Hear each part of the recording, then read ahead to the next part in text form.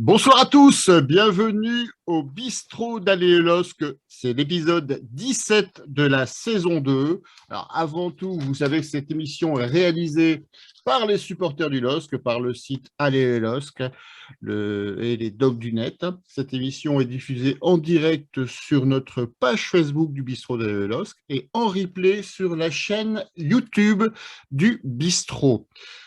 Appel initial, n'hésitez pas à vous abonner à cette page Facebook et à cette chaîne YouTube. Faites abonner vos amis, vous serez ainsi notifiés de tous les événements qui sont générés par le bistrot d'Aller le LOSC et vous ne raterez aucun épisode.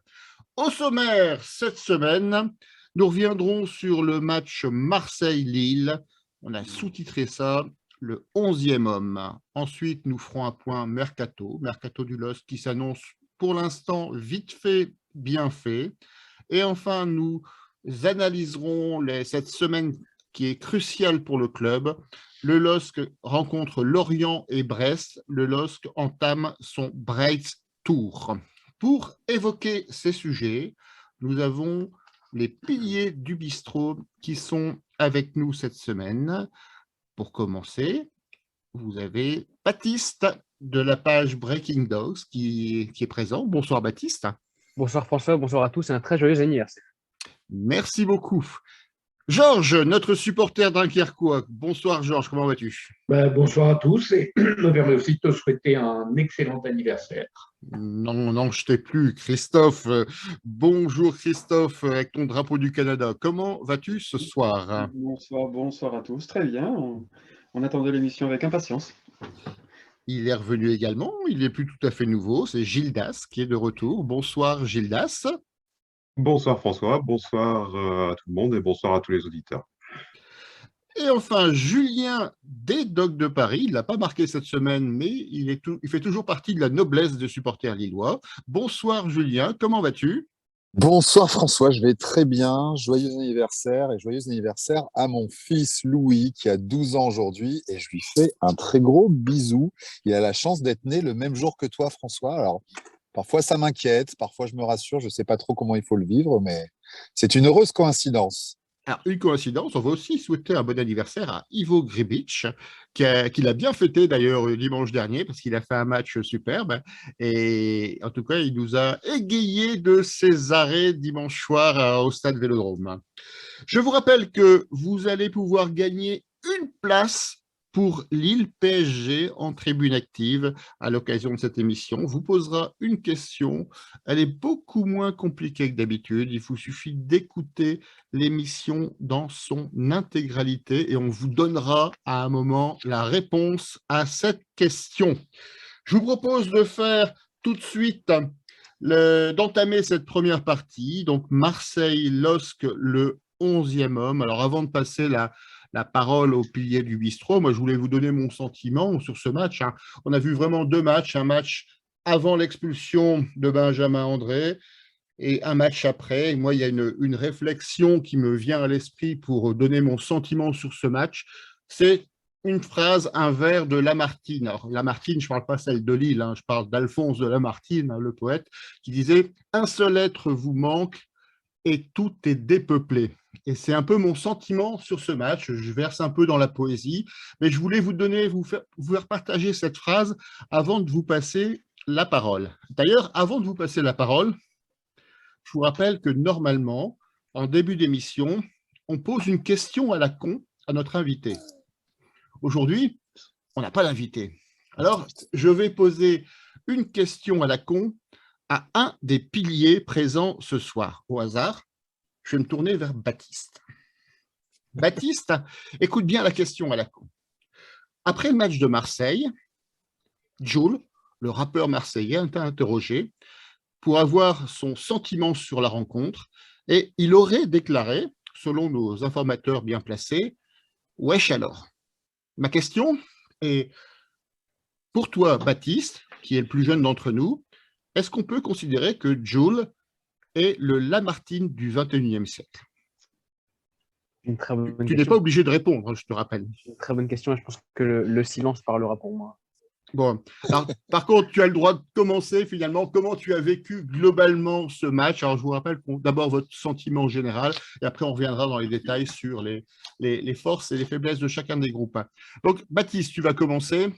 Plus sérieusement, comment tu as vécu ce match à deux faces? Alors, comme tu l'as dit, un être vous manque, tout est dépeuplé. Alors, au-delà de l'absence de Benjamin André suite à son carton rouge, je pense qu'on pourra en rediscuter parce que cet arbitre m'énerve au plus haut point. Pour moi, c'est pas un arbitre international. Il ne doit pas arbitrer de grandes rencontres, mais je pense qu'on pourra en revenir. C'est vrai que ce carton rouge, il nous fait extrêmement mal. On fait une première mi-temps, enfin en tout cas une bonne première demi-heure assez correcte d'un niveau assez bon, hein. Je pense, je peux même dire que c'était presque Lille champion, entre guillemets. Et là, on arrive après à ce carton rouge totalement bête. Alors, Benjamin André a beaucoup de conséquences, hein, et de responsabilités sur cette prise de carton rouge. Mais c'est vrai que suite à cette exclusion, Benjamin André, on a vu un LOSC qui défendait, ne faisait que ça, défendait alors plutôt bien, hein, ce qui n'était pas le cas par exemple face à Lens en Coupe de France, hein. On a vu en tout cas Lille qui est bien défendu. Cette fois-ci, c'est un bon point pour moi. Je pense que ouais, ce point pris est un bon point, mais on aurait pu espérer largement plus si Benjamin André n'était pas exclu. Gildas, ton sentiment sur ce match, je vois qu'il y a souvent des avis très prononcés. Est-ce que tu es déçu, en colère, finalement satisfait de ce point? Alors déjà, je dirais que le football, c'est un sport qui se joue à 11 contre 11 et à la fin, c'est toujours le LOSC qui se fait rejoindre. Je change un petit peu une phrase célèbre. C'est la énième fois cette saison, hein. Il faudra peut-être se pencher sur le pourquoi ça arrive aussi souvent. Bon, là, évidemment, on était à 10, mais plus globalement, on n'arrive plus à tenir un score, que ce soit à 10 contre 11 ou à 11 contre 11. Tu me demandes un bon point à l'extérieur. Si tu regardes le match, moi, je dirais plutôt non. Pourquoi? Parce qu'au début, on a 5-10 minutes où il y a une possession de balle marseillaise à 75-25. Bon, et après, on prend clairement le dessus pendant la première mi-temps, avant l'expulsion d'André. Pour moi, il n'y a qu'une équipe sur le terrain. On les bouffe au milieu. On est nettement devant. On voit le LOSC champion. Et puis, il y a cette occasion du 0-2 que ne met pas Bourak, ou plutôt que nous sort Paul Lopez, qui pour le coup nous fait une mandanda, qui fait un arrêt absolument incroyable, qui nous aurait mis à 0-2. Et puis, il y a cette expulsion d'André. Alors, il y a l'arbitre on voit tout de suite, qui est en mode Lucky Luke, hein. Il nous met un carton à Guendouzi pour une micro-contestation au tout début de match. Donc là, je pense qu'en plus, les arbitres ont dû avoir une consigne il me semble, hein, pour sanctionner les contestateurs. Enfin, On va revenir précisément sur est-ce que c'est de la faute de l'arbitre ou de la faute de Benjamin André, mais je voulais surtout ton sentiment général sur le match. On viendra après précisément sur ce fait de jeu finalement. Bah, le sentiment, c'est que, oui, comme tu l'as dit, il y a deux matchs, mais en deuxième mi-temps, même à 10 contre 11, on a été incapable de sortir un ballon, hein, à part sur l'occasion du but qui a été hors jeu de très peu. Mon sentiment, c'est que finalement, c'est un beau gâchis, puisque finalement, pour moi, on est au-dessus de Marseille. Et bah, malheureusement, on l'a montré à 11 contre 11 et on n'a pas pu concrétiser pour moi cette supériorité. Après la deuxième mi-temps, bah, ça a été j'ai noté, il y avait une stat, il y a 44 centres à 4. Donc ça donne une idée. L'égalisation, bah, elle est totalement logique au vu de la deuxième période. Mais moi, je n'ai pas compris pourquoi on avait aussi peu su, même en infériorité numérique, de sortir le moindre ballon, quoi. On n'a jamais su faire la première relance. On n'a jamais su sortir.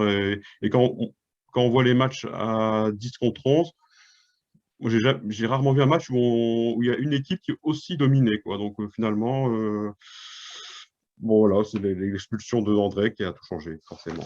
Alors, on va revenir sur le fait de jeu, on va revenir sur les choix tactiques finalement de Jocelyn Gourvenec en deuxième mi-temps, là, un peu plus tard dans l'émission. Je vais terminer le premier tour de table sur le sentiment général. Julien, toi qui nous attends dans ta voiture avant que tu te fasses arrêter par la police, est-ce que tu as quelque chose à dire sur cette vision globale du match? C'est dommage de le prendre comme ça alors que je suis entre Bretagne et Paris. Je suis allé espionner l'Orient. Enfin, je veux dire, je bosse dur et tu te moques, c'est pas bien. Ah, Plus, c'est pour ça qu'il y a une odeur de poisson dans la voiture. plus sérieusement, une énorme frustration. Moi, c'est ça qui me vient.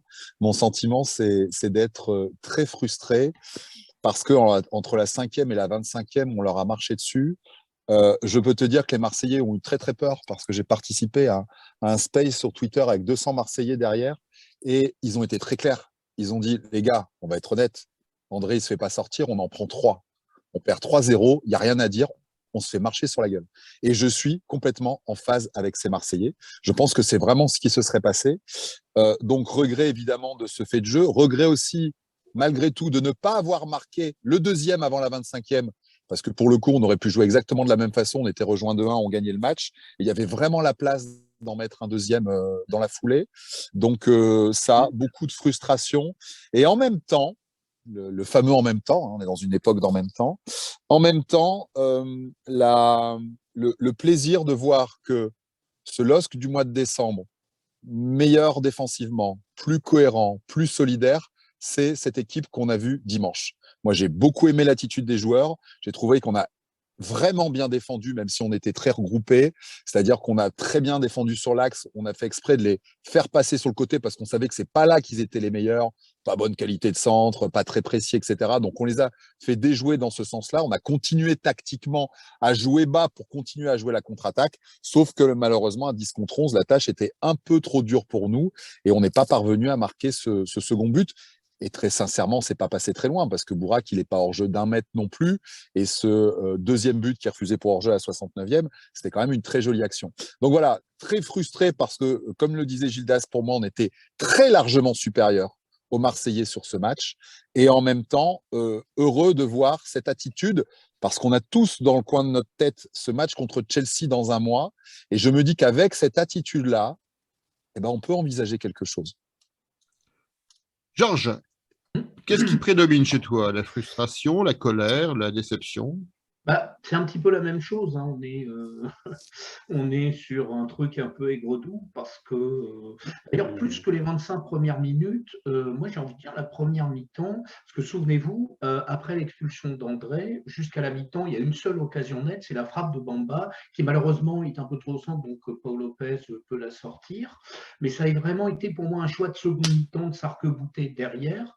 Donc sur la première mi-temps, bah, ça a été dit, je rejoins Julien, je pense que si vraiment on est à 11 contre 11, mais ça sonne presque comme une évidence. De toute façon, on a une analyse similaire, on leur marchait dessus.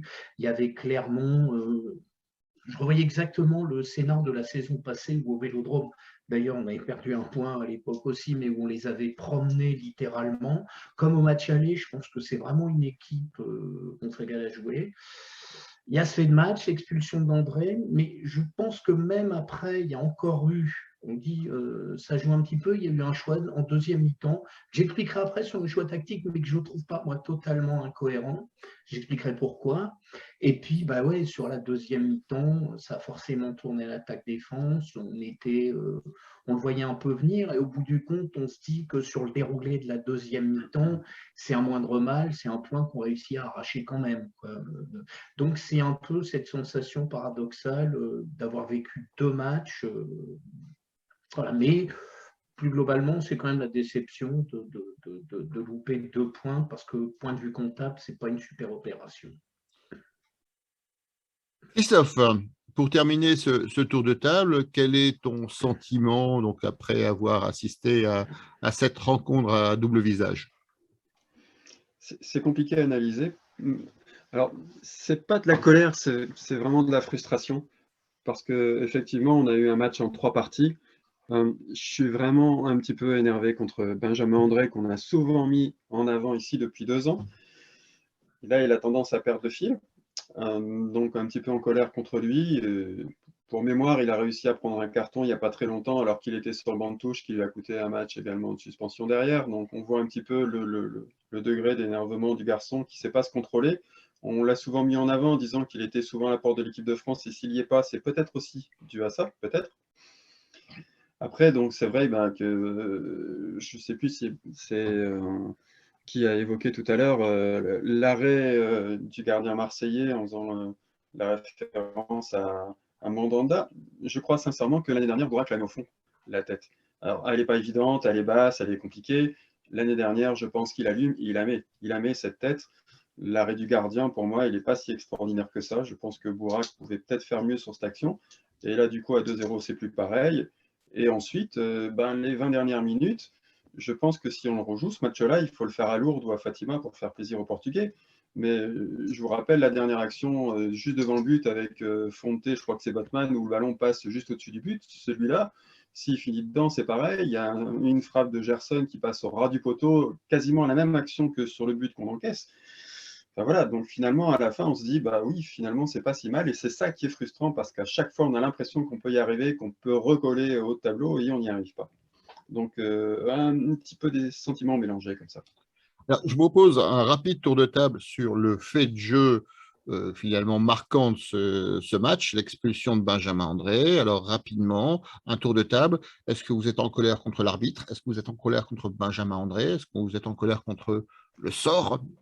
Comment vous analysez ce fait de jeu? Gildas, je t'avais un peu coupé tout à l'heure. Je te laisse commencer finalement, même si tu avais déjà finalement eu des propos qui auguraient de ton sentiment. En fait, dès le début du match, on voit que l'arbitre décide à faire du zèle. Il met directement un carton jaune pour contestation. Derrière, André n'a pas la présence d'esprit de ne pas limiter son compère marseillais et de faire cette faute-là aussi vite avec autant d'engagement. Si près du premier carton, bon, c'est un manque de discernement. Voilà, on connaît André, hein, il met beaucoup d'engagement dans tout ce qu'il fait, mais là, il n'a pas agi de manière très réfléchie. Pour moi, pour répondre à ta question, c'est pas l'arbitre le responsable. Enfin, certains disent c'est sévère. Non, c'est André qui doit se tenir à carreau et il ne l'a pas fait. Il a pénalisé l'équipe. Donc moi, j'étais vraiment en colère contre André parce que c'est un c'est un peu stupide ce qu'il a fait, quoi. Parce que vraiment, on voyait que l'arbitre était dans un mode répressif et il a été sanctionné et l'équipe avec.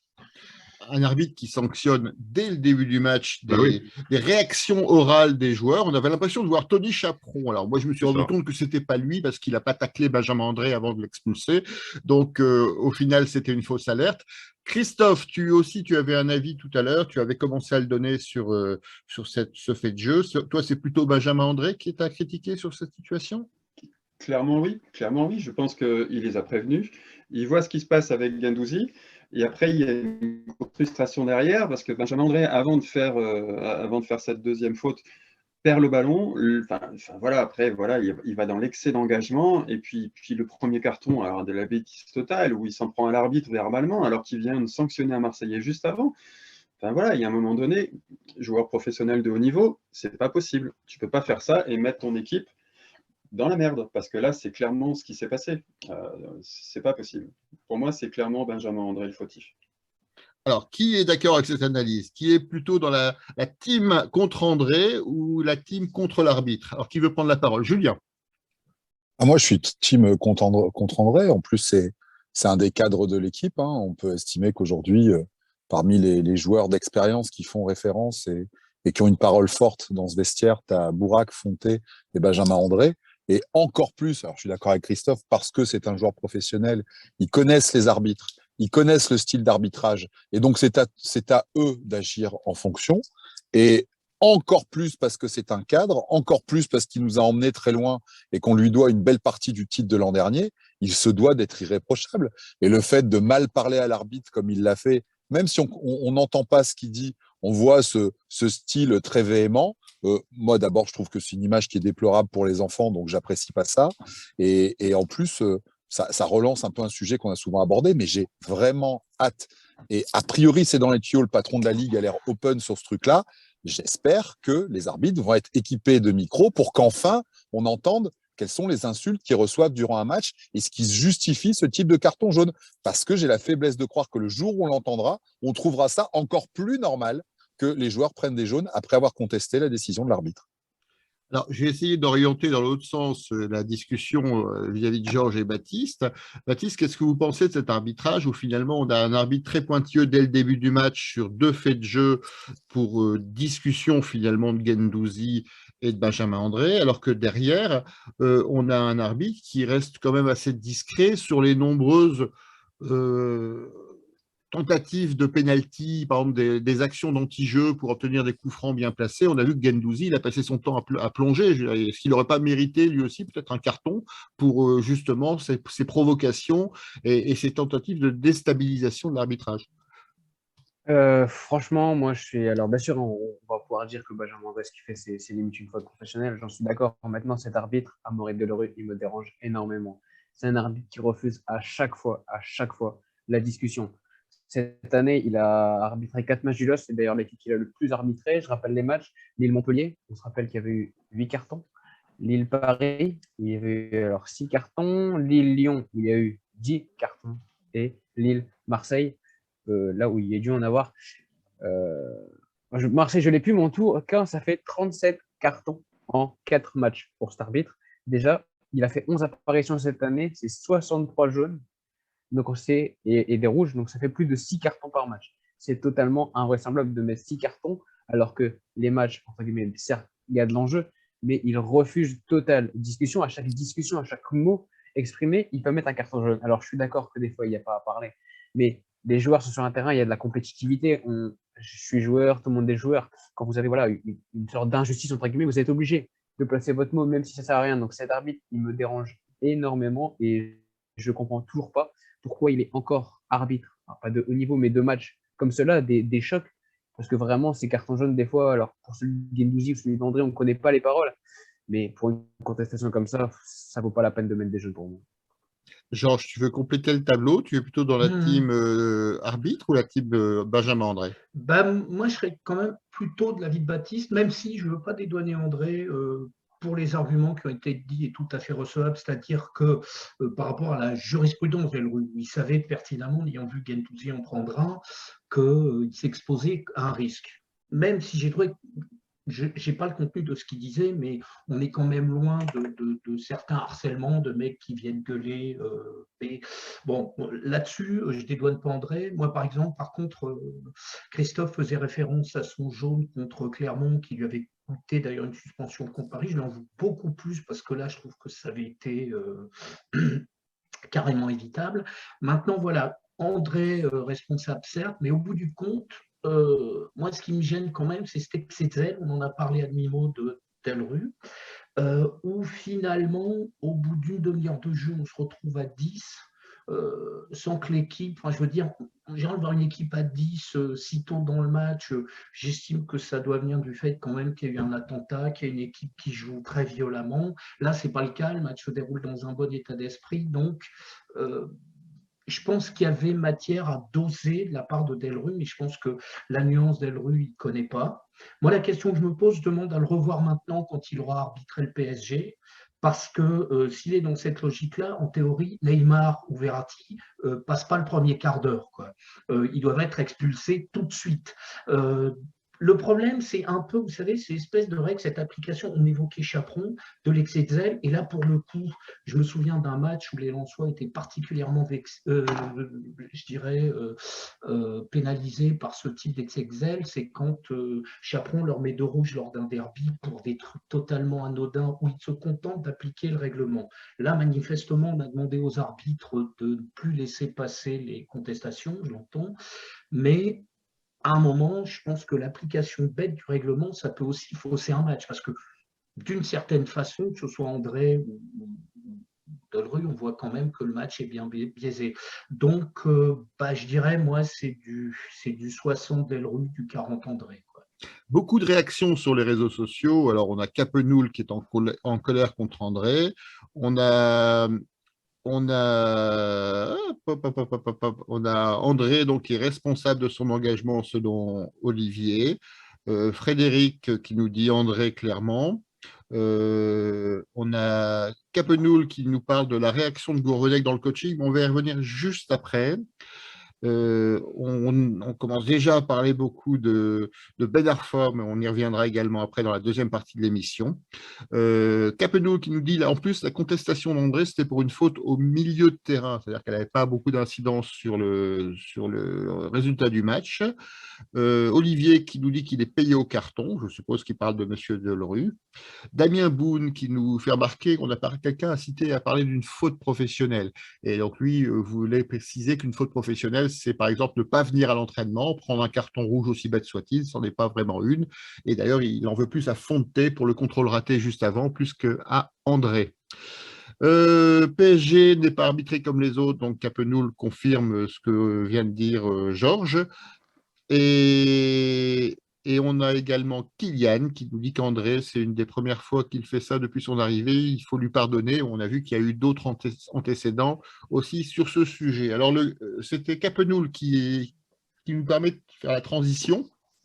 Suite à l'expulsion, il y a eu un choix tactique de ne pas remplacer poste pour poste André par un remplaçant.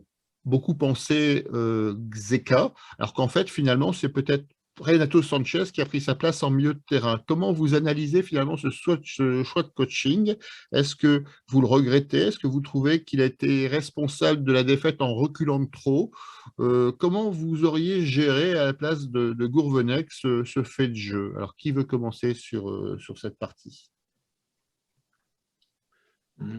Georges? Georges, allez, vas-y, garde la parole. Voilà, moi je pense qu'à la mi-temps, il y a eu clairement un recadrage et c'était la stratégie de la tortue des Romains dans Astérix, c'est-à-dire tous repliés derrière.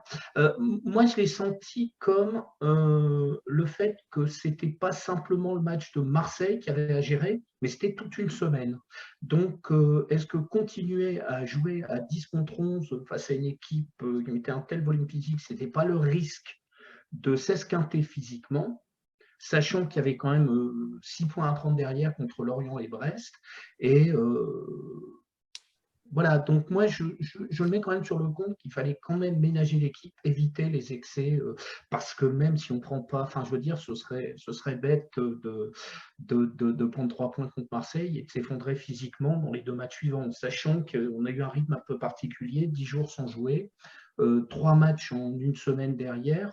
Je crois que le choix, ça a été aussi, il a tenté un coup parce que, sait-on jamais, je veux dire, à un but près, finalement, à un quart d'heure de la fin, la stratégie aurait pu fonctionner. Mais moi, je le vois plus comme une vision au-delà simplement du match de Marseille, quoi. Quelqu'un a une autre analyse? On s'attendait notamment à ce qu'il sorte un des 2 attaquants pour le remplacer par pourquoi pas un milieu de terrain comme Xeka, qui était plutôt dans cette optique-là. Personne? Gildas. Moi, ce que j'aurais fait, c'est que j'aurais mis Xeka immédiatement et j'aurais mis Xeka tout de suite immédiatement et j'aurais sorti un attaquant. Là, ce qu'il a fait, c'est qu'il a retiré une pointe, il a mis David à droite. Bon, pourquoi pas, hein, on a vu Mourinho qui a gagné la Ligue des Champions en mettant Eto'o arrière droit, je crois, donc pourquoi pas. Mais après, c'est un choix. On ne sait pas si ça aurait changé grand-chose, puisque de toute façon, l'équipe reculait, il n'y avait pas le joueur qui était capable de faire la première relance, malheureusement. Mais moi, si j'avais été Gourvenec, j'aurais mis Xeka et j'aurais mis Renato Sanchez à droite et j'aurais sorti une pointe, un attaquant. Moi, c'est ce que j'aurais fait. Parce que bon, là, David, il n'a pas été à droite, il est sorti une ou 2 fois en tout début de deuxième mi-temps, mais bon, moi, je ne suis pas convaincu par ça. Et sur le coaching, puisqu'on y est, je trouve que jouer à 10 contre 11, évidemment, ça multiplie les courses, ça entame les joueurs physiquement. Faire le premier changement, je crois, à la 75e minute ou un peu avant, 72. De Bourak je crois que c'est Bourak qui sort. Goodmanson qui rentre. Et Goodmanson qui rentre à la place de Bourak, tout à fait. Le faire aussi tard, alors que les joueurs cavalent dans tous les sens pour boucher les trous. C'est un syndrome Galtier qui faisait aussi des changements très tardifs. Et moi, je trouvais qu'il fallait mettre du sang frais, du sang neuf avant dans le match, et moi j'aurais tout de suite fait poste pour poste, sorti une pointe et mis Renato Sanchez à droite, sachant que même s'il est moins bon qu'au centre, on le sait tous, bon, au moins ça aurait été plus cohérent pour moi, mais avec un résultat, on ne saura jamais si ça aurait été plus payant. Alors, j'ai reposé la question d'une façon volontairement un peu polémique. Contre Lens, on a reproché à Christophe Galtier, j'allais dire, à Jocelyn Gourvenec, quel lapsus, d'avoir joué trop défensif en jouant avec 6 ou 7 défenseurs à un moment, parce qu'il n'avait pas d'attaquants à sa disposition, ou du moins très peu, alors que là, il a gardé les attaquants pour, j'imagine, essayer de ne pas trop descendre, même s'ils ont été acculés. C'était un vrai fort à la mot hein, sur la fin du match. Donc, est-ce qu'on peut lui reprocher finalement d'avoir choisi une optique plus offensive cette fois-ci, alors qu'on lui a reproché le contraire au derby contre Lens? Rien à voir. Julien? Les situations ont rien à voir. Contre Lens, tu as un Youssouf Yazidche qui est cramé, qui n'a pas envie et qui fait rien. Donc on l'a tous dit d'ailleurs. On n'a pas compris pourquoi il n'avait pas fait rentrer José Bica, sachant que Bica, premier match, il aurait couru dans tous les sens. Il aurait mis à mal la première relance lensoise. Là, sur ce match, le carton, c'est à la 32e. Pendant un quart d'heure, en première mi-temps, on continue à pousser à 10 contre 11 avec l'organisation qui sera exactement la même en deuxième. On a un moment une très grosse contre-attaque, on vient s'empaler sur la défense, et à la 42e, il y a même Bamba qui met une très belle frappe qui est repoussée par Paul Lopez. Moi, mon bilan de ce quart d'heure, c'est qu'on est hyper chaud à 10 dans cette configuration-là. Donc, à mon sens, c'est absolument pas déconnant qu'ils remettent la même configuration en deuxième mi-temps. Une des grosses différences, c'est que Marseille a vachement mieux joué en deuxième mi-temps, parce qu'ils ont quand même été fantomatiques en première. Et nous, on arrive avec la même organisation et ils ont mieux joué. Alors, ils ont mieux joué, même si, comme je le disais, la tactique chez nous, c'était de vachement verrouiller toute la partie centrale, les obliger à passer sur les côtés, en sachant qu'avec des Fonté, Botman, avec leur jeu de tête, etc., on se disait qu'on risquait pas grand-chose. Ce qui a été le cas d'ailleurs, parce qu'on voit bien que c'est pas réellement sur un centre qu'on prend ce but d'Under. Donc moi, je trouve que Gourvenec, il a été cohérent. J'aurais fait la même chose.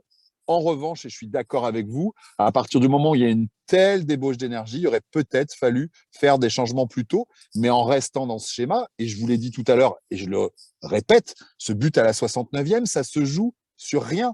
Et on est bien dans cette même composition que celle qui était la nôtre en première mi-temps et le hors-jeu de Bourra qui se joue vraiment à pas grand-chose. Qui veut continuer donc cette analyse? Je crois que Baptiste, tu n'as pas encore pris la parole sur ce sujet. Non, ben moi, je suis un peu de l'avis de Gildas de faire rentrer Cheka, alors peut-être pas à la mi-temps, mais de faire rentrer, il y avait quand même voilà, matière à le mettre.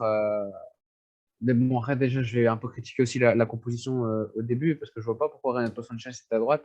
Souvent, on voit Renato Sanchez à droite parce qu'il y a plus personne, entre guillemets. Là, on a quand même Antoine Gomez et Isaac Liadji. Alors après, est-ce qu'ils sont assez, je vais pas dire assez forts pour être titulaires, mais est-ce qu'ils sont assez prêts pour être titulaires?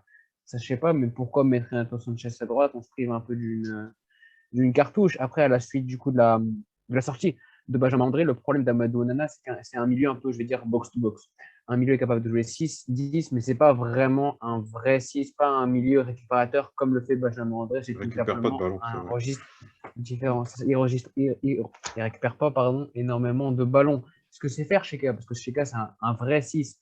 Et le problème, c'est que si on aurait fait rentrer Sheka, au-delà de se mettre à 3 milieux avec Renato Sanchez, ça va plus permettre à Mado Nana de rester dans une position de milieu vraiment axiale et de mettre donc Sheka dans une position de milieu récupérateur et de distribuer pourquoi pas des ballons. Ce que n'a pas su faire Amadou Nana et après du coup ça nous empêche. Alors je vais pas dire le match nul hein, parce qu'on va pas remettre ce match nul sur Benjamin André, mais pour moi une entrée de Sheka plus tôt aurait peut-être pu changer la.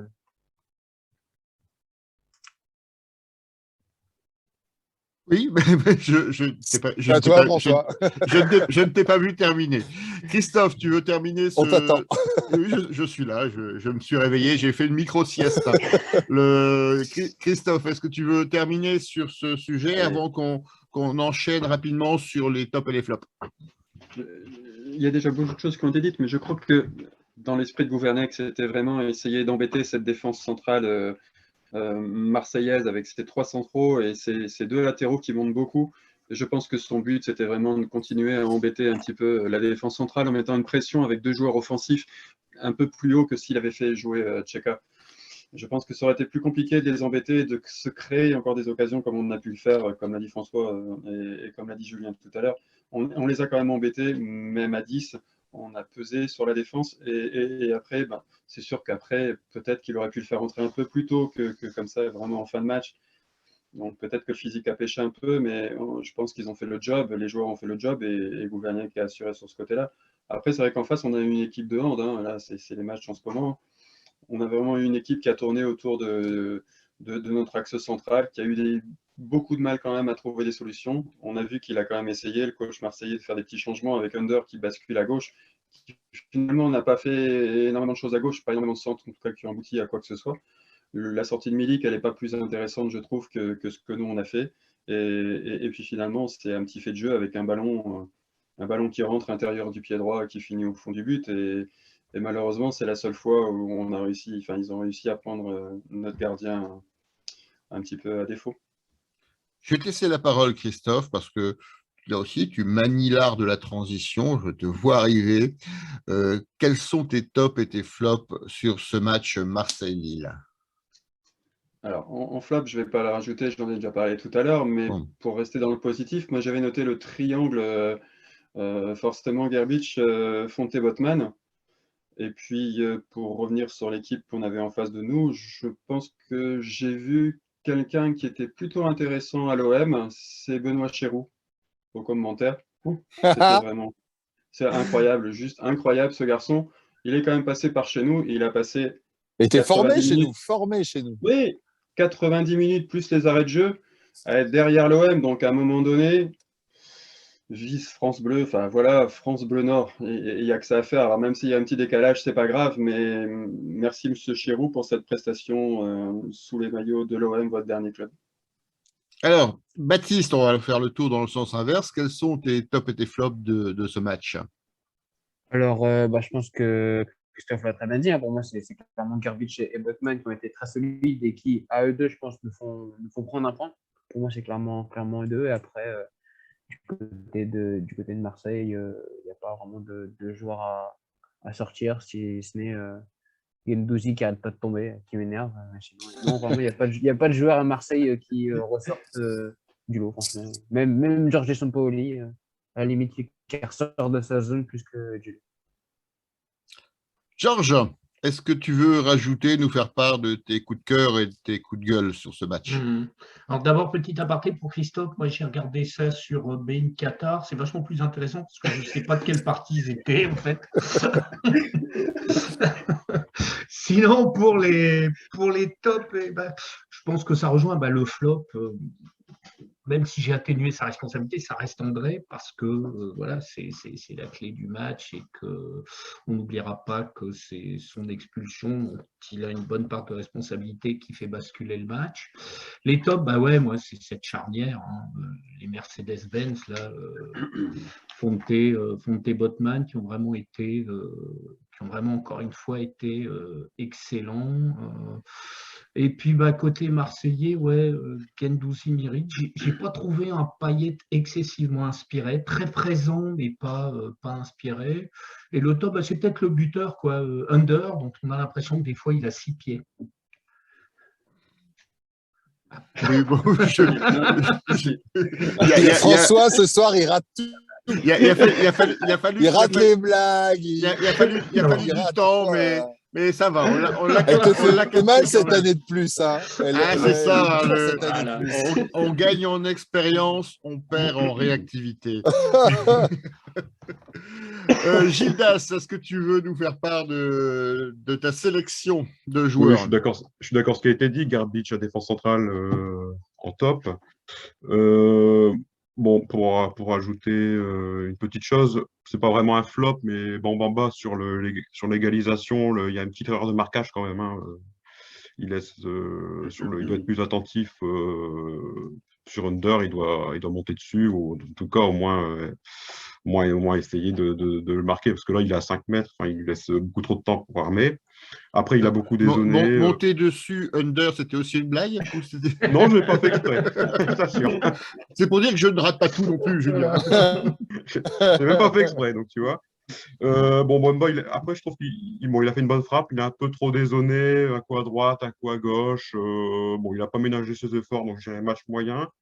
Et Baptiste l'a dit tout à l'heure, Onana, je trouve qu'il est trop faible à la récupération pour ce genre de match. Donc, c'est pas le genre de match qui est fait pour lui. Et puis, Bourak, il il crée des situations. Bon, on va pas revenir sur leur jeu, mais je trouve qu'il commence à faire son âge et il est plus trop capable de faire la différence. Et c'est pour ça qu'il est autant de fois hors jeu. Bon, côté marseillais, je trouve où il n'y a pas de joueurs qui sortent du lot. Je trouve qu'un joueur comme Milik, il sent pas très bien les coups, il est pas très bon. Payet assez effacé. Puis quoi, pour le reste, je suis d'accord avec ce qui a été dit avant, quoi. C'est vraiment Garbich et la défense centrale qui est sorti du lot. Julien, je te laisse conclure sur ce match de Marseille. Ouais, pour moi, c'est un match de gardien. Gribic, Pau Lopez dans les tops, parce que je pense que si c'est d'autres gardiens, on ne voit pas le même match. Et ils font vraiment tous les deux, ils font un très gros match. Contrairement à Gilles Das, moi, j'ai bien aimé Bamba, j'ai trouvé très actif. Et quand je reprends tous les bons coups, toutes les grosses occasions, systématiquement, tu as Bamba qui est dedans. Et il est sur l'avant-dernière passe, ou même la frappe, sur cette belle frappe qu'il met et qui est détournée par Pau Lopez. Donc, moi, j'ai Dis-moi, il y a un bien pas flop. aimé Bamba. Ouais, ouais. Bon, je ne dis pas la charnière centrale parce que vous l'avez tous dit, mais c'est évident. Renato, j'ai trouvé Renato pas mal. En tout cas, c'est très rigolo de voir à quel point ce joueur fascine les autres équipes, parce que pour le coup, dans le débrief des Marseillais, ils avaient du Renato plein la bouche, et vraiment, c'est un joueur qui les fascine dans la qualité de ses gestes, la beauté de son jeu, etc. C'est assez rigolo, parce que nous, il y a une sorte d'habitude finalement de le voir jouer, et en effet, de réaliser des très beaux gestes, et on se rend compte que c'est quelque chose qui marque beaucoup les supporters adverses. L'amour des Marseillais pour Sanchez, c'est quand même jouer à un doigt. Hein. Oui, justement, par rapport à ce qu'on a vu sur les réseaux sociaux, tu parlais du salut des Marseillais au beau geste de Renato, il ne parlait pas de sa sortie sous les vivas et les bravos. Non, non, ils ne parlaient pas de ça. Okay. Là, ils ont plutôt dit que c'était putain une cuisse sa mère, plutôt ça. Écoutez, sur cette belle imitation des Marseillais, je vous propose de passer à la deuxième partie de l'émission, donc Mercato. Le LOSC va-t-il vers un mercato vite fait, bien fait? Alors, on va demander à Baptiste de nous résumer finalement les derniers événements du mercato, les départs, les stats, comment tu le vis ce mercato? Comment tu peux nous le résumer, Baptiste? En mettant ton micro, ce sera mieux. C'est vrai, excusez-moi, c'est vrai que ça serait mieux pour parler. Alors, déjà, ça faisait, et je pense, très, très, très longtemps qu'on n'avait pas vu deux recrues dans ce marché. Alors, il y a 2 ans, c'était Nico Gaëtan. L'année dernière, il me semble qu'il n'y avait pas d'arrivée. Il y a 3 ans, c'était Reinildo. Donc, c'est vrai que ça fait du bien aussi de voir de nouveaux joueurs arriver pour le LOSC. Alors, pour l'instant, il n'y a que Edon Zegrova qui arrive, 7 millions d'euros. Alors, moi, selon ce que j'ai vu, donc des compilations, des compilations, on peut tout faire. Je pense qu'on fera une compile de Jérémy Pied pour être transféré au Real de Madrid. Donc, ça ne veut rien dire. Mais clairement, c'est J'ai vu une compilation de tes plus beaux gestes, Baptiste. Franchement, tu signes Paulos quand même. Hein. Moi, non, je vais signer à Lens, comme ça, je mets des malin. Et donc, du coup, ouais, c'est un joueur qui va vraiment faire du bien parce que c'est comme il connaît un ailier droit gaucher. Donc, ça va permettre de repiquer dans l'axe et pouvoir frapper. C'est un joueur qui aime bien dribbler. Et ça va être très intéressant de le voir sur le maillot lillois. Je pense que ça peut être prometteur. Et puis, bon, je ne vais pas vous cacher, ce n'est pas encore fait, mais Hatem Ben Arfa qui devrait donc signer dès l'officialisation de Youssouf Eziche. Alors, Hatem Ben Arfa, milieu que tous les clubs auxquels il passe, c'est son 7e club en Ligue 1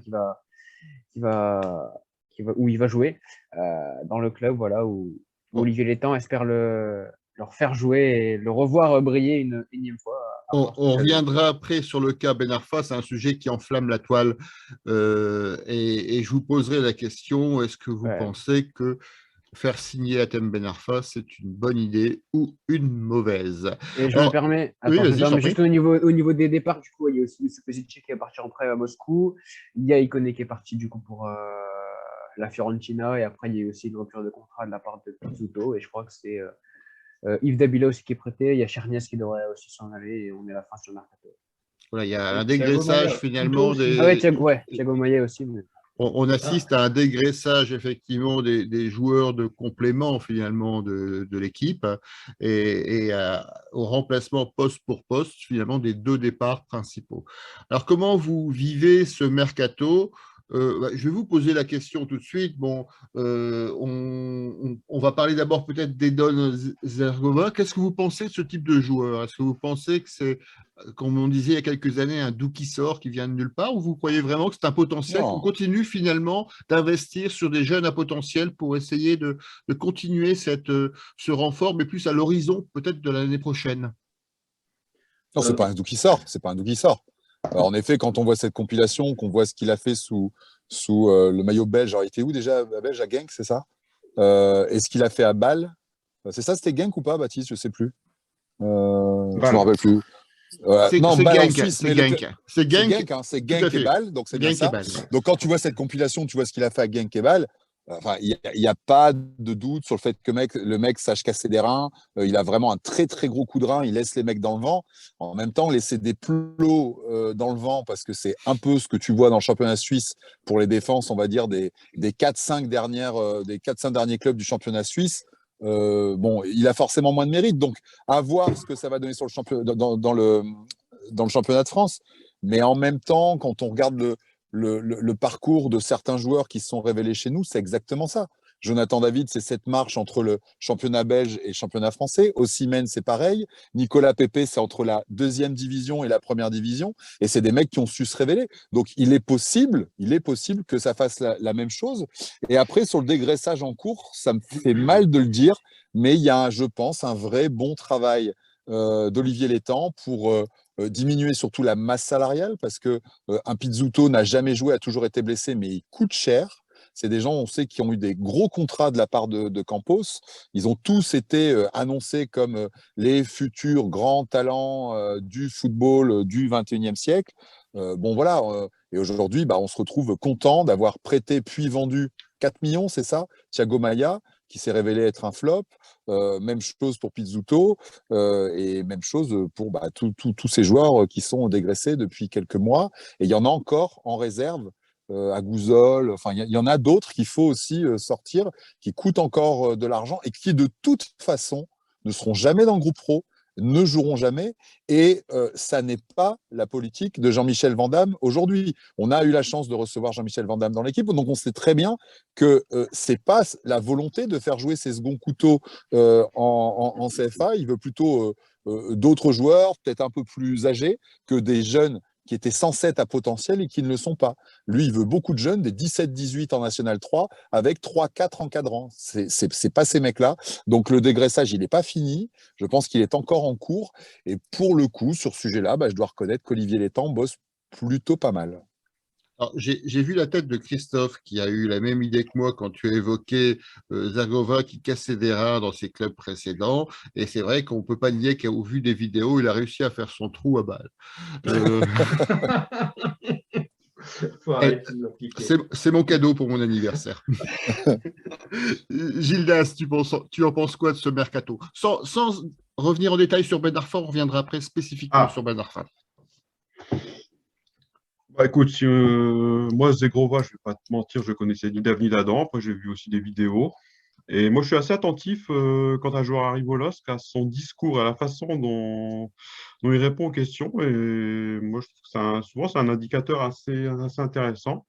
Je trouvais sa conférence de presse intéressante. Le gars était vraiment enthousiaste. Et effectivement, il a ce coup de rein. Puis le mercato, écoute, on a remplacé numériquement les joueurs qui sont partis.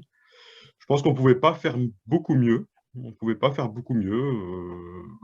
Le marché n'est pas si dynamique que ça. On le voit aussi dans les autres clubs. Donc, bon, maintenant, on va voir. On va aborder après le dossier Ben Arfa. Alors, il a dit clairement qu'il n'aimait pas Marseille. Hein, et il l'a dit avec ces mots-là. Je n'aime pas Marseille. Je préfère Lille. Et parce qu'il avait eu des touches avec Marseille, a priori, il a dit « Je n'aime pas Marseille, je préfère Lille. Et j'ai préféré jouer à Lille car c'est un jeu qui me correspond plus. C'est ça. Je suis plus fluide, plus intégrable dans le collectif lillois. » Ce qui prouve quand même une certaine forme d'intelligence, si c'est vrai.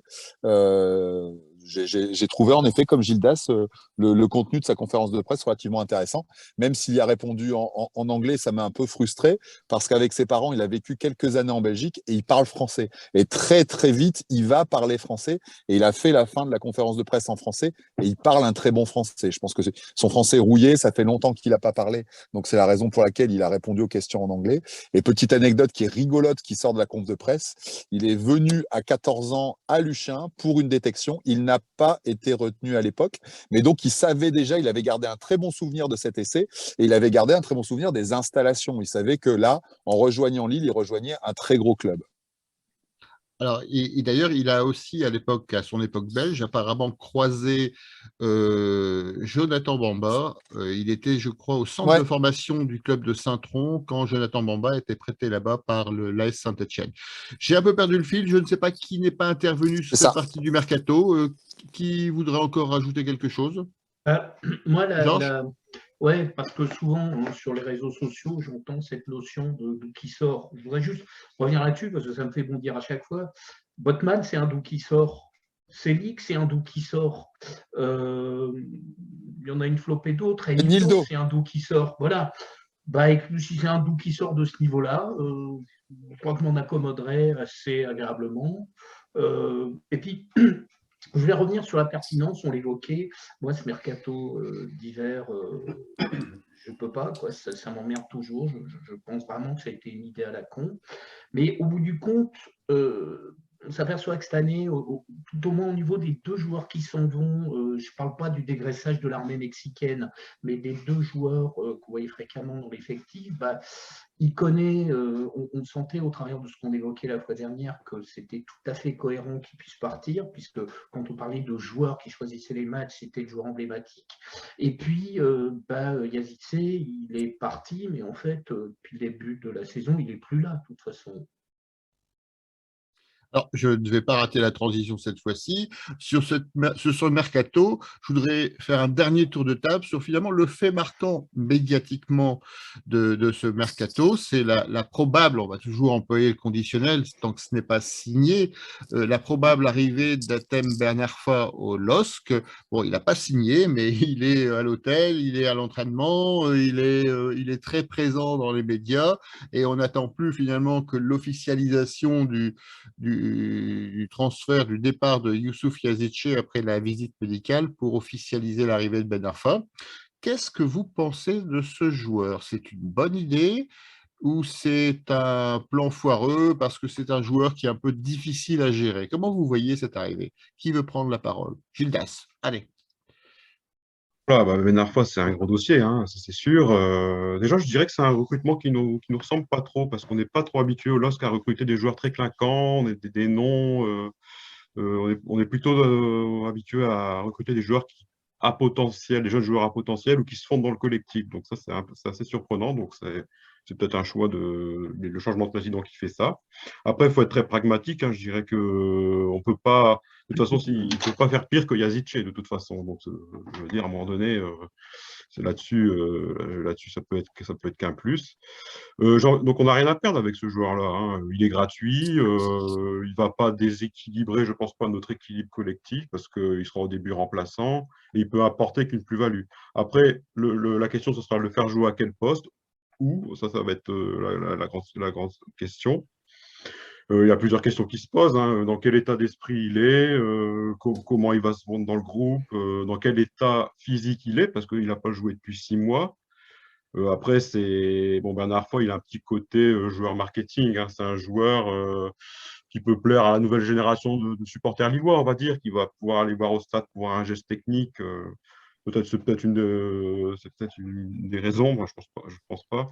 Il peut apporter sa patte technique, mais il peut faire après, moi je m'interroge vraiment sur son volume de jeu, sur sa discipline tactique, sur sa capacité à intégrer un collectif, sur son replacement défensif, parce que l'année dernière, un mec comme Ben Arfa aurait fait les efforts dans certains matchs où il fallait serrer les boulons pour garder le but d'avance.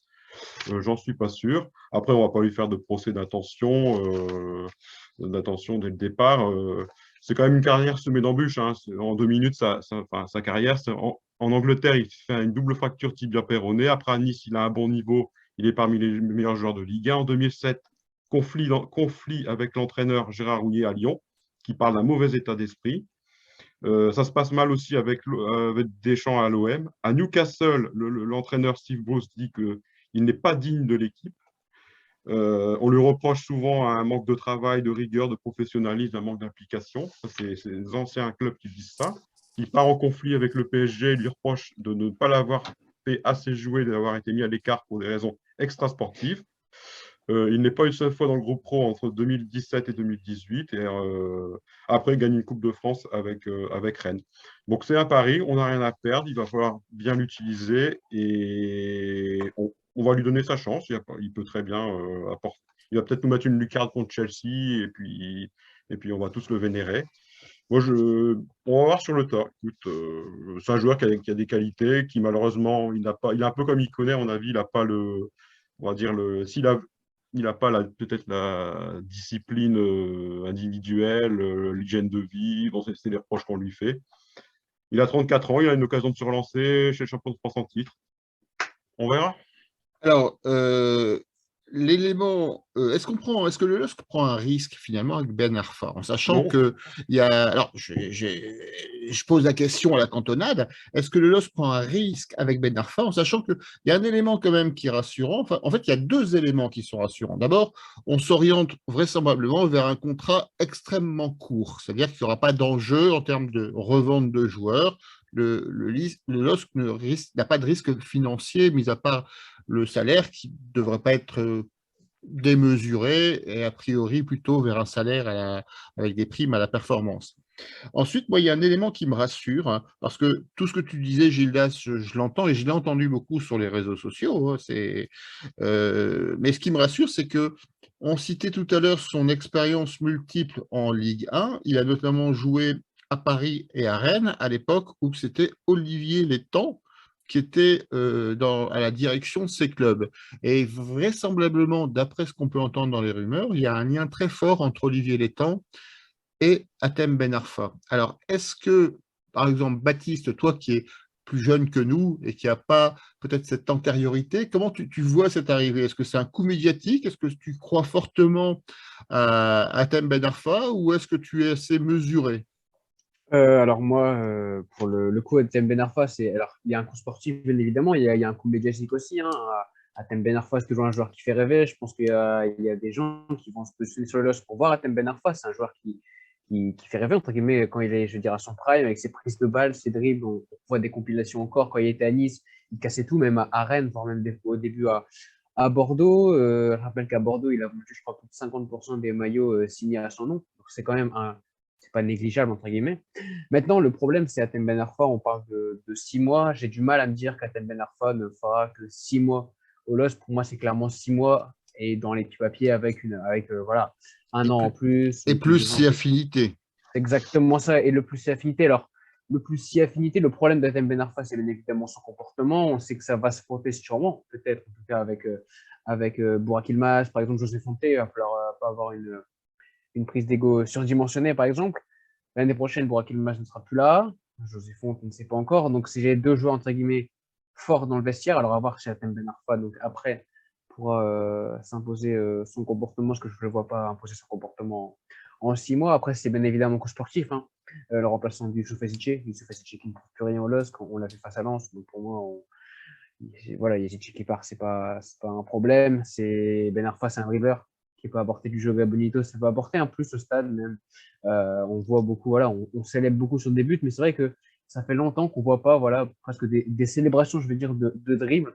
On se rappelle de Renato Sanchez, par exemple, à Montpellier en 2019, où voilà, c'était au-delà d'un match, une victoire du LOSC, qu'on avait surtout célébré énormément les dribbles de Renato, et ça peut vraiment apporter un plus au stade, donc il va apporter du jeu à Bonito. Et pour moi, c'est un joueur aussi, je vais finir là-dessus, qui par exemple, face à Chelsea, peut débloquer la situation avec 2-3 dribbles, faire la passe, le bon dribble. Et donc ça va être très intéressant, par exemple, face à Chelsea, dans ce gros match, de voir un tel dribbleur. Je vais mettre un bémol, hein, Baptiste. Ils vont la moitié des maillots à l'époque où il est à Bordeaux, mais c'est le seul joueur connu. Hein. C'est vrai. Alors, Georges, justement, tu prends la parole, je vais te la laisser. Qu'est-ce que tu en penses, toi? Cette arrivée d'Hatem Ben Arfa, enflamme la presse et les réseaux sociaux cet après-midi. Il y a des fils Twitter qui se sont déchaînés entre notamment les Lensois qui s'amusaient de voir arriver un joueur qui peut être considéré comme un briseur de vestiaire dans le club du LOSC et des supporters lillois qui mettaient en avant sa technique. Certains l'ont même jusqu'à dire qu'il avait un Seko Fofana dans chacun de ses orteils. Comment tu vois cette arrivée et ce transfert? Alors d'abord, Fofana, pour mémoire, après ce qu'on expliquait, c'était quand même du centre de formation lyonnais le joueur le plus doué après Balouli. Mais donc, un joueur qui avait quand même… voilà. Moi, je pense qu'on ne prend pas de risques énormes. C'est vrai que les seuls inconnus, c'est son état d'esprit et puis surtout son niveau physique, parce que 6 mois d'arrêt à 34 ans, mais pas oublier alors que c'est quand même techniquement un joueur qui confine au génie. Il y a un autre avantage aussi qu'on n'a pas trop évoqué ici, c'est que c'est un joueur relativement polyvalent. On peut lui proposer, c'est-à-dire que peut devenir une espèce de couteau suisse offensif. Et puis, surtout, il n'arrive pas comme il a pu arriver par le passé en territoire conquis. On n'attend pas comme le Messi parce qu'on a une équipe qui tourne bien, mais il sait qu'il a un rôle à jouer, une place à prendre et que ce sera à lui de faire le nécessaire pour y arriver. Donc, je pense que le challenge à ce niveau-là, il ne peut être que propice. Et je pense pas qu'il puisse faire exploser un vestiaire, enfin pas dans la situation actuelle. Et pour revenir un petit peu à ces dernières expériences, c'est vrai qu'il y a clairement deux temps. Ces jeunes années, c'était plutôt un tempérament enseignant. Je pense qu'à Lyon, à Marseille et même à Newcastle, ça a été extrêmement compliqué. C'était un joueur ingérable. Moi, je trouve que ces rebonds, que ce soit à Nice et à Rennes, ont été extrêmement intéressants. Même à Bordeaux, où au final, je plaisantais sur le niveau de l'équipe, mais je pense qu'il surnageait un petit peu dans un effectif d'une extrême faiblesse.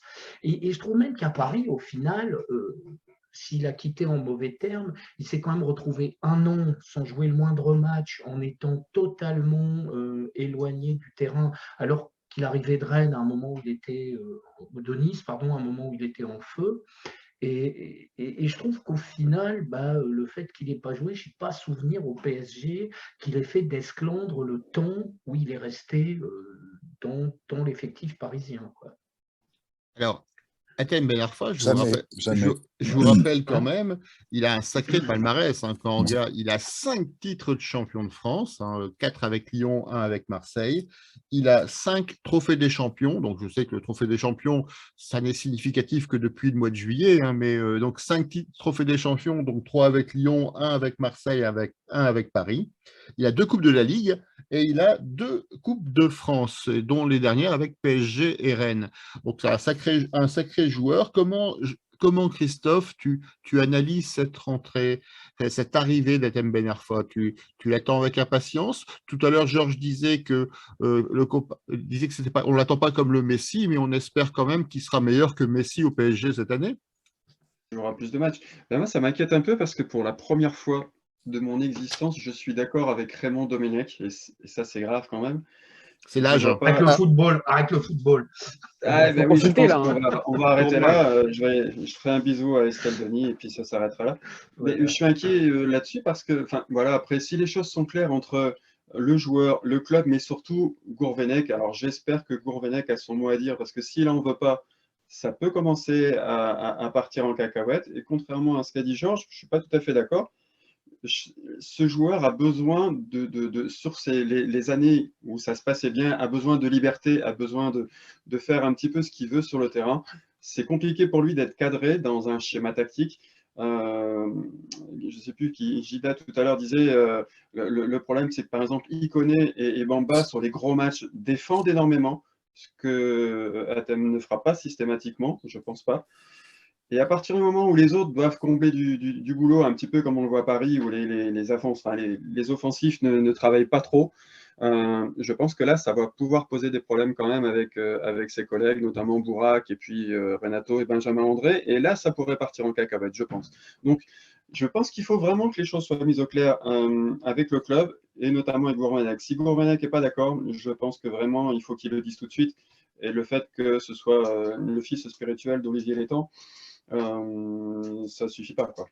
Alors pour l'instant, Gourvenec, sa déclaration, c'est qu'il l'a trouvé fit malgré donc le peu de matchs qu'il a joué depuis le début de saison, enfin l'absence de match d'ailleurs, et il l'a trouvé très en forme et c'est notamment dû à sa préparation physique. Alors Julien, pour terminer ce tour de table sur Hatem Ben Arfa, qu'est-ce que tu en attends? Est-ce que tu crains que est-ce que tu penses que c'est un joueur qui peut apporter beaucoup au LOSC sur cette deuxième partie de saison, ou tu crains finalement un profil à la Kluivert qui risque vraiment de remplacer Yazice sur le banc de l'effectif lillois?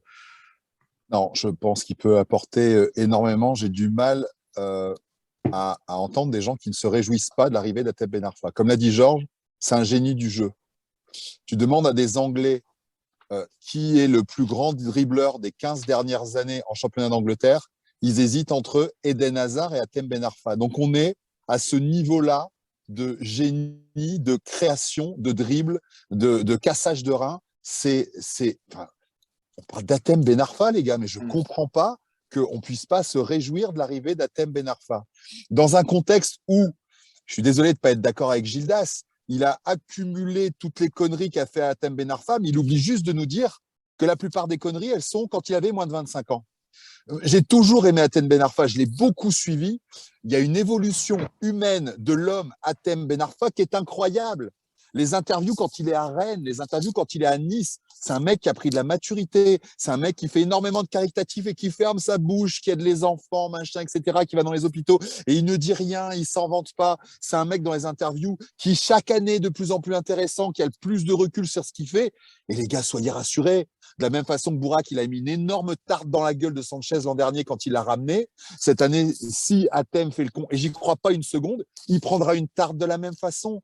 Il y a Benjamin André, il y a Fonté, il y a Bourak dans cette équipe-là, en tout cas pour les 6 mois, ça ne posera aucun problème. Ce mec n'a que 34 ans, il est fit. Comme l'a dit Mathieu Bonnemer, il s'entraîne 2 fois par jour depuis le mois de juillet, tous les jours avec un coach personnel, parce qu'il n'a jamais envisagé la retraite. Si ce mec revient à un bon niveau d'ici un mois, et pour le coup, c'est rigolo parce que je vous sens mi figue, mi raisin, mais en même temps, tout le monde l'attend sur le match de Chelsea. Mais c'est évident, c'est ça notre sujet. C'est qu'à un moment, si on a besoin d'un mec qui rentre à 20 minutes de la fin pour faire une différence, pour faire un truc génial et mettre une frappe en déséquilibre en pleine lucarne, c'est pas Youssouf Yazice, hein. On a bien fait de le voir partir, c'est Hatem Ben Arfa. Comment on ne peut pas se réjouir de l'arrivée de ce mec? Enfin, il a un mois pour créer un peu d'automatisme. Et encore, il n'en a même pas besoin, il est capable de dribbler tout le terrain tout seul. Donc, pour retrouver une condition physique, pour se sentir aimé, donc s'il vous plaît, applaudissons-le, crions son nom. C'est un mec qui a besoin d'être aimé, c'est un affectif. Déclarons-lui notre amour, mettons-le dans les meilleures conditions et pour qu'il pète tout sur les 20 minutes, parce que je pense qu'il n'aura pas beaucoup plus que 20 minutes, une demi-heure dans les pattes à ce moment-là, et qu'on passe Chelsea, qu'on réalise l'exploit. Tu l'as dit hier soir dans Tribune Nord, François, on attend que ça, on attend enfin une grande victoire dans un grand match européen du LOSC, plus loin que des matchs de poule. On attend cette victoire contre Chelsea. Mais moi, je trouve ça extraordinaire. Ça me fait un plaisir, enfin, vous le sentez, je suis hyper content et vous savez à quel point j'étudie les médias, les machins. C'est un gamin qui a été tué par les médias. C'est un gamin qui a été tué par Ala Clairefontaine parce qu'à 12 ans, c'était une star internationale. Ça l'a flingué. Ses premières années, il les a complètement ratées, beaucoup à cause de ça, je pense, parce que la machine médiatique l'a flingué. Et dans son parcours d'homme, moi, je trouve, dans tout ce que j'ai entendu, qu'il a pris de la maturité, qu'il est devenu un homme intéressant et vraiment, mais j'ai à cœur de le voir fermer les bouches des sceptiques et donner tout ce qu'il est capable de donner, c'est-à-dire que c'est un des plus grands dribbleurs du monde. Voilà. C'est ça que j'attends d'Hatem Ben Arfa. Alors, sur cet envolé lyrique, Gildas, tu veux rajouter quelque chose? Oui, non, juste pour préciser, moi j'ai dit qu'on avait tout à gagner avec ce joueur-là, parce que personne, moi je suis ni sceptique ni pas sceptique, moi je suis en partie d'accord avec ce qu'a dit Julien. Ouais, mais tu as cité tous ces moments footeurs de merde qui sont des vieux moments. Il n'y en a pas à Nice, il n'y en a pas à Rennes, il n'y en a pas à Bordeaux. Il faut remettre ça en perspective. Ça fait quelques années qu'on n'entend plus que Ben Arfa, c'est un footeur de merde. C'est fini, on l'entend plus. Il en avait parce qu'il a gagné en plus, maturité. Exactement, il avait raison à Paris. Il n'y a eu aucun problème à Paris. Mais contrairement à ce qu'on dit… Tout le monde l'aimait. Tous les joueurs l'aimaient. contrairement à ce qu'on dit, il fout pas le bordel dans le vestiaire. Ça a même été dit à Paris. Après, moi, la question que je posais tout à l'heure, c'est comment on va l'utiliser, comment il est physiquement. Et il y a une stat avec Bordeaux, j'ai regardé tout à l'heure, avec Hatem Ben Arfa, 1,06 points par match, sans Hatem Ben Arfa, 1,78 points par match. Et on vient se faire traiter de con par un célèbre chroniqueur sur RMC, puisque j'ai relevé une phrase tout à l'heure par l'émission de 2000, il y a 2 ans ou 1 an. Le mec qui dit que Ben Arfa est un génie est un con. Daniel Riolo, RMC. Moi, je ne suis pas d'accord, parce qu'il a du génie. Et je pense que. Moi, franchement, non seulement j'ai envie de lui donner sa chance, mais j'y crois assez. Si Riolo, c'est le mec à qui il manque un G au prénom. Oh non. Alors, si Ouais. Daniel Riolo a dit ça à propos de Ben Arfa, je crois qu'on fait une très bonne affaire pour ce mercato. En tout cas, on attend avec impatience sa première action pour le LOSC sous ses nouvelles couleurs, c'est-à-dire signer son contrat, donc en bas à droite, le petit paragraphe qui va bien, pour qu'il puisse effectivement s'entraîner collectivement avec l'équipe et intégrer le plus vite possible. C'est ce que je disais hier, effectivement, sur l'antenne de France Bleu. On a besoin de rêver un peu. Et finalement, Hatem Ben Arfa, c'est un peu du rêve, c'est beaucoup d'espoir.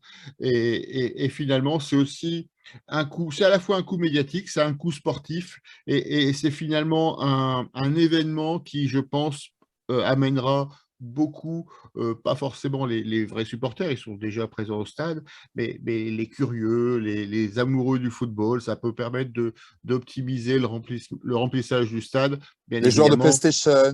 Oui, par Ouais, ouais. exemple, et ça permettra d'optimiser le remplissage du stade, bien évidemment, si les conditions sanitaires le permettent. Si je peux Il me est permettre, François, Oui, ouais, je me permets juste par rapport à Thème Ben Arfa, si on parle d'un coup médiatique, je tenais à le dire, voilà, par exemple, on parle de l'équipe du soir et l'équipe de Greg, qui sont donc des émissions sur la chaîne L'équipe, voilà, qui parlent jamais du LOS, par exemple, au-delà d'un coup médiatique. Hier, une émission, entre guillemets, en première partie, Ben Arfa de retour. Aujourd'hui, encore, on parle de Ben Arfa. Hier, sur l'équipe du soir, pareil, donc c'est vraiment un coup médiatique qu'a réussi Olivier Létang sur ce coup-là, parce qu'on arrive quand même à faire parler du LOS sur l'équipe. Ça, c'est pas mal. C'est D'accord. le procès d'RMC ce soir, Voilà. où il y avait celui qui défendait la position de l'étang de faire venir Ben Arfa et l'autre qui. Enfin, on ne parle que de ça. Donc, C'est en ça. effet, ça met la lumière sur notre club. Et juste, s'il vous plaît, envisageons que ça se passe bien. Et imaginons si ça se passe bien, à quel point ça peut être extraordinaire et à quel point ce mec peut nous sauver des matchs. Mmh. Je voudrais juste qu'on envisage J'entends. le verre à moitié plein. Ça peut être Le seul- incroyable. Le seul truc qui me fait un peu peur dans tout ça, c'est que la seule fois avant ça où on parlait tout le temps du LOSC, c'était sous l'ère Bielsa, quoi. Mais blague à part, non, blague à part, je pense aussi que ce coup médiatique est pas inintéressant non plus. Et en effet, remplir le stade. Alors, je sais qu'on parle souvent des footix, mais il y a peut-être des gamins que ça va attirer. Peu importe les raisons, pour les mêmes si elles ne sont pas nécessairement les bonnes, c'est intéressant quand même de remplir un stade. Pas oublier qu'il va attirer des gamins, c'est peut-être des gamins qu'on fidélisera après, quoi. Ah, pardon, j'ai une dernière chose qui est importante. Gildas a commencé tout à l'heure en disant à Lille, on n'a pas l'habitude de ce genre de joueur. C'est vrai. Mais on a une exception, une très grande réussite. On a relancé un joueur qu'on pensait cramé. On pensait qu'il ne ferait rien, qu'il serait zéro. Il s'appelle Loïc Rémy. Il avait gagné la Champions League. Il a joué en équipe de France. Il a un palmarès long comme le bras. Et le seul club qui a su remettre ce joueur dans les clous, c'est le LOSC. Et la saison qu'il fait avec nous, la deuxième saison, excusez-moi, j'ai vraiment pris mon pied. J'ai vraiment aimé ce joueur. Une abnégation, un courage, une précision et une qualité de geste du grand joueur qu'il est. On a vu du grand Loïc Rémy. Et ben moi, je souhaite exactement la même chose à Ben Arfa. Et si Ben Arfa, il nous fait une Loïc Rémy, bah putain, qu'est-ce que ça va être bon. On espère qu'il ne fera pas une Marvin Martin. Bon, ça, c'est clair. alors, Ça n'a rien à voir. pour clôturer ce débat, je voulais simplement vous rappeler qu'il n'a pas encore signé, c'est pas encore fait. Et je vous rappelle, il y a eu des précédents à Lille avec Pierre-André Gignac, avec le Coréen Park qui avait filé directement Arsenal sans la case signature, sans passer par la case signature, et que dans des conditions comme celles que nous vivons actuelles, je ne peux pas m'empêcher de relier Park à Athènes. Donc, je savais qu'elle allait vous plaire, celle-là. Je vous propose de terminer cette émission avec la troisième partie. Donc, on va passer rapidement, il est déjà 21h48. Hein. Donc, une semaine très bretonnante qui nous attend. Donc, le LOSC face au Brace Tour. 2 matchs cruciaux parce que l'écart s'est creusé avec le podium et les places européennes. On a 2 matchs contre Lorient à domicile et à Brest, pardon. Oui, décidément, je suis calé sur mon jeu de mots. Donc, Lorient et Brest. Qu'est-ce que vous attendez de ces 2 matchs? Est-ce que les 2 victoires sont indispensables? Est-ce que ça doit être une semaine à 6 points ou est-ce qu'on a un droit à l'erreur? Qui veut commencer? Moi, je vais être court. Semaine à 6 points. Fin de l'histoire. Tout ce qu'on a vu, tout ce qu'on a vu en décembre, ce qu'on a vu contre Lens, ce qu'on a vu contre Marseille, où on n'arrête pas de dire abnégation, solidarité, on a retrouvé notre défense du titre, etc. Sur des équipes comme ça doit se traduire par une victoire franche, claire et nette. Voilà, donc c'est une semaine à 6 points. Et si mardi prochain, on parle de 2 défaites ou de 2 nuls, il y aura des vraies questions à se poser. Alors attention, ce sont des clients quand même. Je vous rappelle que Lorient nous a battus à domicile et que Brest a dû chercher 1 point au stade Pierre-Mauroy. Christophe, qu'est-ce que tu attends de ces 2 matchs? Comme je viens de soir, on va jouer quand même contre des équipes qui sont vraiment à la ramasse dans le championnat. En bas tableau, notamment Lorient, et Brest n'est pas beaucoup mieux. Après, voilà, on ne va pas s'attarder sur la piste, mais c'est M. Bata, je ne sais pas ce qu'il vaut. On a quand même pour le match de Lorient Oui, c'est pas Pied, faux. qui est un joueur important pour Baptiste, qui ne sera pas présent sur le terrain malheureusement. Et on a Benjamin André qui va nous manquer aussi. Donc voilà, ça c'est pour le match de Lorient. Enfin voilà, c'est vraiment 2 équipes qui sont vraiment dans la difficulté en ce moment, qui jouent de plus en plus avec l'apport au ventre, notamment Lorient, je crois, qui a joué presque 75 minutes à 10. Et en plus, À 11. enfin, voilà, à À 11, 11 ouais, contre pardon, 10. à 11 contre 10 et qui n'ont pas réussi à marquer. Ils auraient même pu perdre en fin de match. Donc voilà, ils sont vraiment dans la difficulté et c'est le moment parfait pour les prendre finalement. Alors, Gildas Lorient, 18e avec beaucoup de difficultés en ce moment. Brest, qui est mieux placé, qui est 13e avec 25 points, mais qui a surtout surfé finalement sur une série de 5 ou 6 victoires d'affilée et qui semble marquer le pas. Qu'est-ce que tu attends de ces 2 matchs? Là, faut quand même réaliser qu'on est là, on est 10e, je crois qu'avec un match de retard. Ce que j'attends, évidemment, 6 points, mais au-delà de ça, convertissons enfin en points le potentiel qu'on sent dans cette équipe dans un certain nombre de matchs. On a perdu énormément de points bêtement. Et il faut se souvenir quand même que Lorient, on avait pris un bouillon assez énorme là-bas. Je ne sais pas si vous vous souvenez de ce match, c'était en début de saison, vous me direz. Il faut absolument 6 points pour se replacer. Et espérons qu'on signe enfin la fin de la malédiction des pertes de points contre des équipes de bas de classement, parce qu'on en a perdu beaucoup trop en début de saison et on le paye aujourd'hui. Donc, on va espérer que l'équipe ne choisit pas ses matchs une fois de plus en jouant bien à Marseille quand ils étaient en 11 contre 11 et en retombant dans ses travers contre les équipes moyennes de ce championnat. Georges, efficacité indispensable. Que attends-tu de ces 2 matchs? Évidemment, comme rappelé Christophe, c'est 2 équipes qui sont complètement à l'ouest. Donc, c'est le moment aussi de. C'est le moment. Enfin, je veux dire, symptomatiquement, ça me renvoie aussi l'interrogation parce que Julien disait si on ne prend pas les 6 points, il y a des questions à se poser. Et en effet, là, on se retrouve à un moment de vérité, c'est-à-dire, Gildas l'avait évoqué, ces matchs perdus par manque d'enthousiasme lors de la première moitié de championnat, où à chaque fois, on les avait fringants et brillants contre les grosses équipes. Là, voilà, c'est 2 petits matchs de l'ombre et c'est l'occasion aussi de retrouver un LOSC par-delà ces 6 points. C'est l'idée aussi de se dire que la machine est relancée vraiment, c'est-à-dire, j'ai aucun doute au niveau du talent de cette équipe, mais tout au moins au niveau du mental, c'est-à-dire ne plus voir des matchs qui étaient totalement à notre portée, qu'on a oublié de jouer. Je ne les citerai pas tous, mais Lorient, en effet, au match aller, Clermont, quelle autre petite équipe, Lens dans les petites équipes. Enfin voilà, tous ces matchs qu'on a oublié de jouer. Donc là, symptomatiquement, c'est le type de match qu'en première moitié de saison, on rend des très compliqués. Et moi, j'attends beaucoup de ces 2 matchs, justement, pour que l'équipe nous envoie un signal et nous dise maintenant, on va jouer la saison à fond, quoi. Alors, sur les réseaux sociaux, on a Olivier qui nous dit attention à Brest et on a Capedoul qui nous demande si on connaît quelqu'un qui habite dans l'immeuble derrière la tribune de Brest. Il cherche un appartement à louer samedi de 17h à 19h.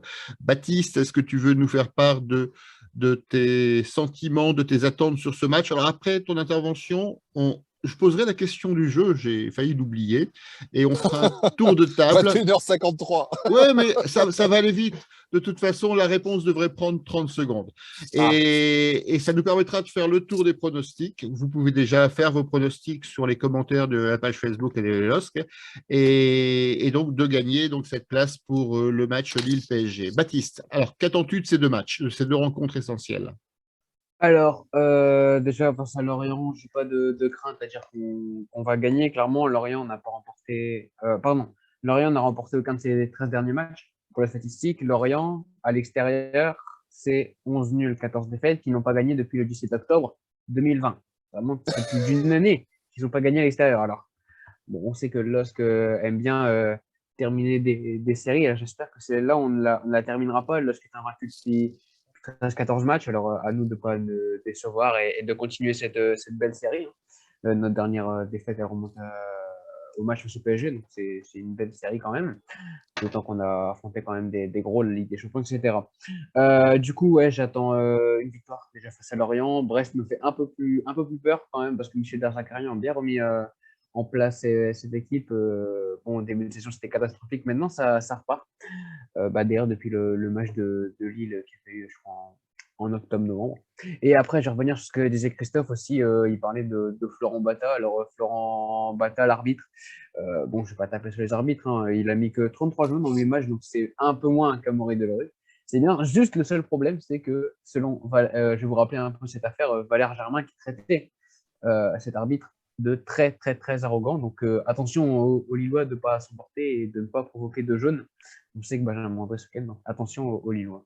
Benjamin André ne risque pas grand-chose, Et même voilà. si M. Bata a beaucoup de cartons sous sa semelle. Alors, la question de la semaine, oui, je sais, je suis en pleine forme ce soir. La question de la semaine, elle est très simple si vous avez écouté l'émission. La question pour gagner une place pour le match Lille-PSG en tribune active est la suivante. Qu'aurait déclaré, selon nos informateurs, le rappeur Jul en commentaire du match Marseille-Lille? Vous avez quelques minutes, le temps qu'on fasse le tour des pronostics. Alors, qui veut commencer sur les pronostics? Ah, Julien, je te vois retourner dans ta voiture. Là, la t'as vu caméra, elle nous a rendu malades. J'ai fait un saut périlleux. Quels sont ton pronostic sur ces deux matchs, donc contre Lorient, contre Brest? Est-ce que tu crains que les misères de Lorient ou le tonnerre de Brest? Non, je crains pas ça. J'ai dit un partout, je pense, la semaine dernière, hein, pour Lille-Marseille, si je dis pas de bêtises, il me semble. Hein, donc, On vérifiera voilà. dans le replay. Je tiens à le dire parce que je pense qu'en 1 an et demi, c'est mon premier bon prono, donc ça vaut le coup d'être souligné. Je dirais 2-1 contre Lorient et 3-0 contre Brest parce que c'est un peu le tarif contre Brest. C'est une équipe joueuse, c'est une équipe qui ouvre. Et malheureusement, quand ils jouent contre plus fort qu'eux, ils ont tendance à s'en prendre un paxon. Donc voilà, 2-1 et 3-0. Gildas, quels sont tes pronostics pour ce match? Ah, je pense aussi que ce sera plus compliqué contre Lorient à domicile que contre Brest là-bas. Ça, je suis assez d'accord. Je pense que contre Lorient, on se joue un match un peu à la Lille 3, un petit peu laid, mais on va s'en sortir parce que je dirais 2-1. Et à Brest, 2-0. On va enfin faire un clean sheet. Allez, je le sens bien. Alors, n'oubliez pas, vous pouvez faire vos pronostics sur les commentaires du groupe Facebook Allez le LOSC. Vous pouvez également faire des commentaires. Alors, on a Capeno qui nous rappelle que c'est d'ailleurs la semaine des Dogs de l'Ouest que l'on salue bien volontiers. Vous avez encore quelques secondes également pour donner la réponse à la question que je vous ai posée il y a quelques minutes. Donc, quel est le commentaire qu'aurait fait, selon nos informateurs, les informateurs du bistrot, le rappeur marseillais Joule à la fin du match contre Marseille? Quelle phrase a-t-il dit? Allez-y, vous avez encore quelques secondes. Les pronostics de Georges. Alors, contre Lorient, moi, j'aimerais revivre le match de l'année dernière, le 4-0, avec une avalanche d'occasions. Ça avait été une démonstration. Donc, je prends un 4-0, allez, une copie conforme. Par contre, éviter le match de Brest de l'année dernière et ouais, un petit 2-0 à Brest. Christophe, est-ce que tu as un autre avis, d'autres pronostics? Je suis assez proche de l'avis de Georges. Je vois plutôt un match facile contre Lorient avec un bon 3-0 et un Bourra qui débloque. Par contre, un match plus difficile avec Dez Arcarian à Brest et un 1-0 me suffira amplement. Olivier, sur les réseaux sociaux, nous pronostique 2-0 pour le match de Lorient et 1-2 pour le match de Brest. Alors, il ne le précise pas, mais j'imagine que c'est dans ce sens-là. Baptiste, est-ce que tu as un pronostic avant que nous dévoilons le nom du gagnant ou pas de notre jeu concours? Alors déjà, je m'attends à un match, pour mon pronostic face à Lorient. Je me rappelle l'année dernière qu'on avait eu un but de Brad Darich, un but de José Font sur la tête, alors que ça n'arrivait jamais, et un but d'Iconé sur coup franc. Vraiment, la cote était à 180, hein, vraiment la but de leur part. Moi, je m'attends à Lorient, une victoire 2-0 avec un but de David et un but de Selic. Et face à Brest, je ne m'attends pas à un clean sheet, je m'attends quand même à une victoire 2-1 du LOSC face à Brest, avec un but de Ben Arfa et de Edon Zegrova. On les lance hyper bien. Allez. Alors, Capenoul nous pronostique 2 clean sheets et gros score pour Lorient et 1-0 contre Brest. Et on a un vainqueur pour le jeu du bistrot d'Allé-les-Losc. C'est Olivier qui avait d'ailleurs déjà gagné une place la semaine dernière, si je ne dis pas de bêtises, pour le match du PSG. Donc finalement, il pourra venir avec la personne de son choix. Donc Olivier qui nous rappelle que la phrase qu'aurait dit Jules, selon nos informateurs généralement bien informés, serait « Wesh alors ». Sur cette citation hautement philosophique, je pense qu'il est temps de vous quitter. Alors, je voulais remercier les piliers du bistrot qui ont participé activement ce soir à l'émission. Donc, merci Gildas. Merci à toi, à la semaine prochaine. Merci Julien. Merci à tous. Joyeux anniversaire, François. Et joyeux anniversaire, oui. Tu peux démarrer la voiture, Julien. C'est bon, tu vas pouvoir rouler. Merci. Merci. Allez, c'est parti. Merci Christophe. Merci à tous. Merci Georges. Je voulais dire quand même, faire gagner une place contre Paris sur une phrase de Jules, fallait oser. Merci à toi. Et oui,